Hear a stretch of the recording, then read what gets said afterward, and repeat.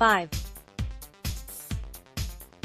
Baltimore Ravens 2017 pass blocking efficiency, 81.9 best individual PBE, Ryan Jensen, 98.4 throughout the 2017 season. The Ravens saw plenty of promising performances along the offensive line, of which allowed the unit to attain a PBE of 81.9, the fifth best mark in the league.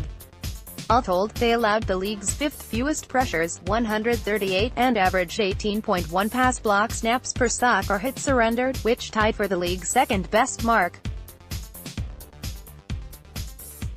Guard James Hurst had a great season as he finished 9th among guards in pass blocking efficiency and allowed just 1 sack, 1 hit and 14 hurries all season.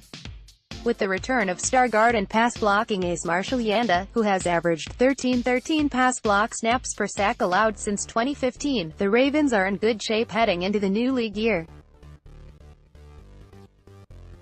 PFF's pass blocking efficiency measures pressures allowed on a per-snap basis. Within the division, Pittsburgh ranked 7th while Cleveland and Cincinnati tied for 19th. Early wide receiver rankings, Fantasy Football, Mike Tagliere 27. Michael Crabtree WR, Bal 10, -1 versus ECR. After seeing 291 targets over a 2-year period with the Raiders, Crabtree saw that number drop to just 101 targets in 2017. Fortunately for him, he was released and wound up as the #1 receiver on another team that should get him somewhere in the range of 110 to 120 targets. Some will say more than that, but Joe Flacco doesn't heavily target any one receiver. During his 10 years in the league, he's yet to target one more than 137 times, and that includes 2 seasons with 610-plus attempts. He's a safe WR3 who may give you WR2 production. 81. John Brown WR, Bal 10, -3 versus ECR. It seemed like targets were going to be a bit easy for Brown to get when he signed with the Ravens at the start of free agency, but as the offseason went on, things got much more cloudy. Not only did they go out and sign Michael Crabtree after he was dumped by the Raiders, but they also signed Willie Snead late in free agency.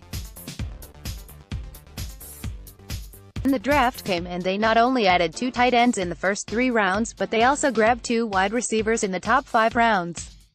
Needless to say, targets will be hard to come by, and that's not to mention his health problems he's dealt with over the last few years.